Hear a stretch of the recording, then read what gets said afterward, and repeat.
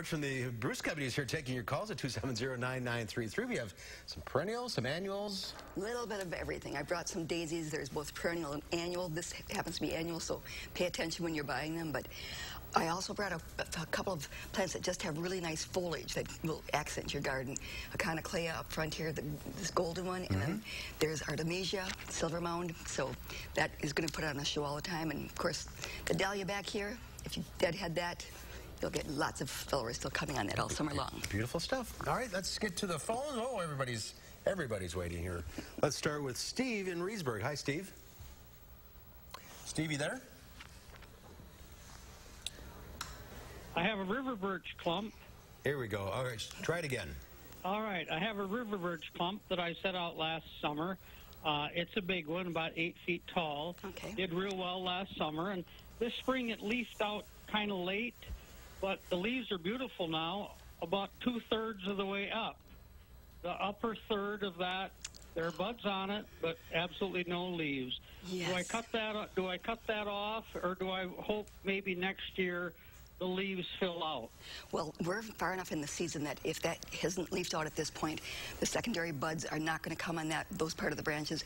So prune it back. River birch, when they are transplanted, that can happen. It can lose that upper crown, and as long as you develop another leader on that tree, it can still survive. You're going to have to prune out the dead, see how it looks after it's done, and Good luck. Give it some time. All right, let's go to Angie in Argyle. Hi, Angie.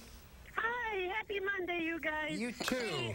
I'm wondering, my peonies and my irises are all done blooming. Can I cut those down to the ground and still have them come back next year? Okay, I don't typically prune peonies down until late fall, but I do cut off the spent flowers. And as far as the iris, are they the German bearded type or Siberian iris? Which kind? Oh, she's gone. She's gone. All right. Siberian iris, you just cut out the flowers. The German bearded, I would cut the foliage back to about 4 to 6 inches. Then you don't have that problem with insects as badly. Don't cut down the peonies because the plant needs the nutrients all summer. That's right, for next year. I'm learning. Let's go to Dorothy in Madison. Hi, Dorothy. Hi. Hi. So, what's your question? I have Miss Kim lilac that I put in about 2 years ago, and it got absolutely no blossoms at all this year. So I was wondering if you have any tips. Did you do pruning on that plant No. in the fall, by any chance? No pruning. Okay. No, none at all. Is it out in full sunlight? Well, it probably isn't really full. Okay. At least 4 hours a day? I would think so, yes. That should be enough. Just give it another year. Maybe it was just on the young side. Miss Kim are pretty precocious in terms of flowering. They're better than some of the French hybrids. So They have to mature. you have to give it a little time. All right, let's go to Louise in Loganville. Hi, Louise. Hi. Hi.